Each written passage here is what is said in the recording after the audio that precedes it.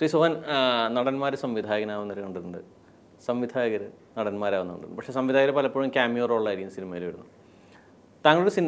താങ്കളുടെ സംവിധാന ഇത് കഴിഞ്ഞപ്പോൾ പിന്നീട് കുറച്ച് നാളുടെ ഗ്യാപ്പ് കഴിഞ്ഞ് പിന്നെ കൂടുതലും സിനിമ അഭിനയത്തിലാണ് ശ്രദ്ധിച്ചത്. ഏതാ കംഫർട്ടബിൾ?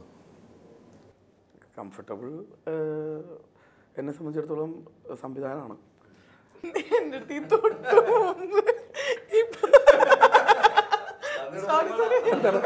അതെന്താണ് പറഞ്ഞത് പറയട്ടെ. അല്ലല്ല പറഞ്ഞത് അല്ലേ, പ്രേക്ഷകർ കേൾക്കട്ടെ. അത് ഞങ്ങള് പെരുന്ന് സംസാരിച്ചപ്പോ ചേട്ടൻ എങ്ങനെ ഇരുന്ന് പറയുമ്പോ പറഞ്ഞു, അല്ല എനിക്ക് ഏറ്റവും കംഫർട്ടബിള് അഭിനയമാണ്. എന്താ എനിക്ക് തന്നെ എന്നെ കുറിച്ച് നല്ലൊരു, ഞാൻ എത്ര കണ്ട് ഈ സിനിമയില് പിടിച്ചു കയറുന്നത് എനിക്ക് നല്ല. അതായത് ഈ അനീഷ് ഞാനും ഒരുമിച്ചാണ് സിഎക്ക് പോയത്.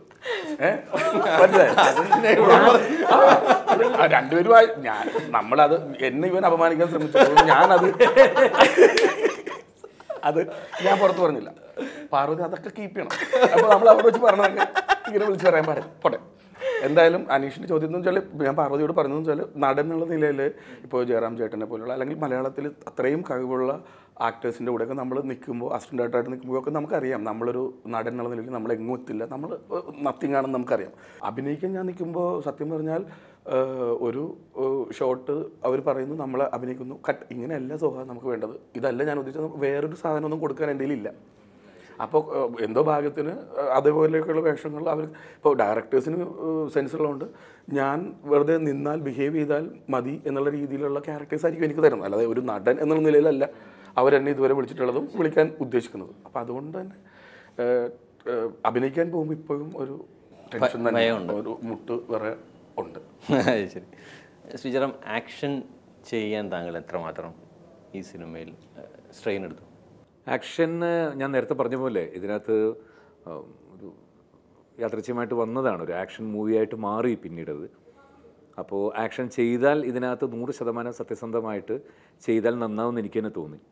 പിന്നെ എൻ്റെ ഒരു രൂപം ഇതിനകത്ത് നല്ല അങ്ങനത്തെ ഒരു മേക്ക് ഓവറും സംഗതിയും എൻ്റെ ഡ്രസ്സിങ്ങും കാര്യങ്ങളൊക്കെ വന്നപ്പോൾ അതൊരു ആക്ഷൻ സിനിമയ്ക്ക് പറ്റുന്നൊരു മേക്ക് ഓവറായിട്ട് തോന്നി. ദീപൻ അതിൻ്റെ ഒരു കറക്റ്റായിട്ടുള്ളൊരു ഇതിലേക്ക് അത് നീക്കി തന്നു. പിന്നെ കനൽ കണ്ണനെ പോലത്തെ ഒരു വലിയ മാസ്റ്റർ അതിൻ്റെ കൂടെ തന്നെ, ഒരു റോഡ് മൂവി ആകുമ്പോൾ ഇതിൻ്റെ കൂടെ ടോട്ടലി ഇതിൻ്റെ ക്യാമറയും, ഭരണി പോലത്തെ ഒരു ക്യാമറമാൻ്റെ ട്രാവലും, ഇതിൻ്റെ ഫൈറ്റ് മാസ്റ്ററും എല്ലാവരും ഇതിൻ്റെ കൂടെയുണ്ട്. അപ്പോൾ ഞങ്ങൾക്ക് കിട്ടിയ ലൊക്കേഷൻസ് അതുപോലെ വളരെ മനോഹരമായിരുന്നു. പൊള്ളാച്ചിയും പഴനിയും ധാരാപുരം പോലെയുള്ള സൈഡിൽ വളരെ ഡ്രൈ ആയിട്ടുള്ള പൊട്ടി പറക്കുന്ന മണ്ണും അതൊക്കെ ഇതിൻ്റെ ഒരു ആക്ഷൻ സീക്വൻസിന് വളരെയായിട്ട് ഉപകാരം ചെയ്തു. പിന്നെ ടോട്ടലി എനിക്ക് ഒരു ഷോട്ട് എടുത്തു കഴിഞ്ഞപ്പോൾ തന്നെ എനിക്ക് ഭയങ്കര കോൺഫിഡൻ്റ് ആയി, ഇത് നന്നായി വരുമെന്ന് എനിക്ക് തോന്നി. അതുകൊണ്ട് തന്നെ പൂർണ്ണമായിട്ടും 100% അതിൻ്റെ കൂടെ എത്രത്തോളം സഹകരിക്കാമോ അങ്ങനെ ഞാൻ നിന്നു. കാരണം ഇത് ചെയ്താൽ പ്രയോജനമുണ്ടെന്ന് തോന്നി. പാർവതി വരുന്ന കഥാപാത്രങ്ങൾ ഒരുപക്ഷെ 2 സിനിമ കഴിയുമ്പോൾ തന്നെ ഒരുപാട് തിരക്കഥകൾ പാർവതി തേടി എത്തിക്കാണും.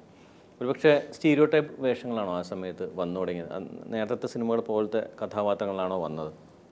അല്ലല്ല, എനിക്ക് എല്ലാ രീതിയിലുള്ള സിനിമ കഥകളും വരുന്നുണ്ട്. എങ്ങനെ എന്തായിരിക്കാം ഒരു നോക്കുന്ന തിരക്കഥയിൽ?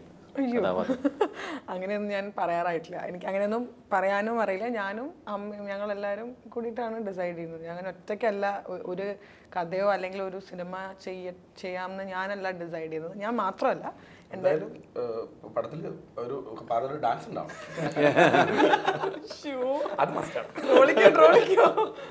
രണ്ട് ഈക്വൽ ക്യാരക്ടേഴ്സാണ്, റോമയ്ക്കും പാർവതിക്കും. 2 type characters. അപ്പോൾ ഞാൻ എൻ്റെ നായിക എന്ന് പറയുന്നത് പാർവതിയാണ്. അപ്പോൾ എന്താ, അമ്മയും അച്ഛനും എല്ലാവരും കൂടി, ഏട്ടനും ഉണ്ട് എനിക്ക്, ഞങ്ങളെല്ലാവരും കൂടിയിട്ട് ഒരു സിനിമ ചെയ്യാമെന്ന് പറയുന്നത് അങ്ങനെ